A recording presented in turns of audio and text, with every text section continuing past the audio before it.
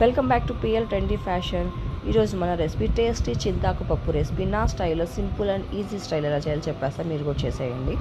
And దీని combination సగ్గుబియ్యం వడియాలతో అయితే టేస్ట్ చాలా బాగుంటుంది. దీనికి కావాల్సిన ఇంగ్రీడియంట్ కట్ చేసి పెట్టుకున్నాం ఉల్లిపాయ, టమాటా, పచ్చిమిర్చి, వంకాయ.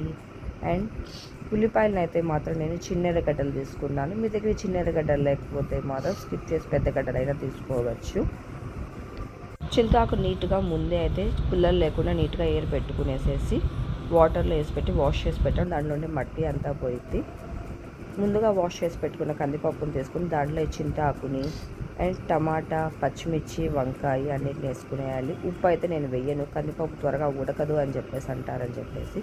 ఒక చిటికెడు పసుపుని మన టేస్ట్కి సరిపోయేంతగా ధనియాల పొడి వేసి పెట్టుకునేస్తాం. అట్లాగే చింతపండుని అయితే మనం ఈ చింతాకు పప్పు రెసిపీలో యూజ్ చేయము, ఎందుకంటే మనకి పుల్లగా ఉంటుంది ఆల్రెడీ ఈ చింతాకు.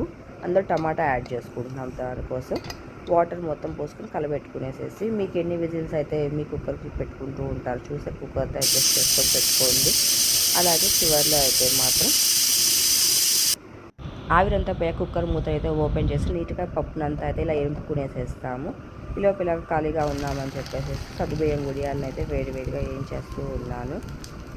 అండ్ టేస్ట్ అయితే చాలా బాగుంటుంది. వేడివేడి అన్నము పప్పుతో ఈ సగ్గుబియ్యం వడియాలతో అయితే సర్వ్ చేసుకోండి. దీనికైతే పోపు పెట్టుకునేస్తున్నాము.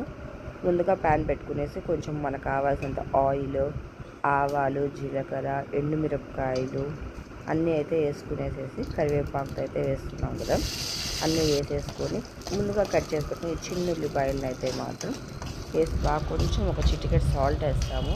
త్వరగా అయితే ఉల్లిపాయ అయితే ఏగిద్దని చెప్పేసి కలర్ చేంజ్ అయ్యి బ్రౌన్ కలర్ వచ్చేదాకా అయితే మాత్రం ఆనియన్ నీట్గా వేయించుకుంటాము.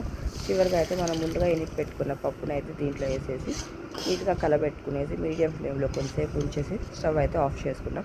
ఈ వీడియో మీకు నచ్చితే మన ఛానల్ లైక్ చేసి షేర్ చేసి సబ్స్క్రైబ్ చేసుకో. Thank you.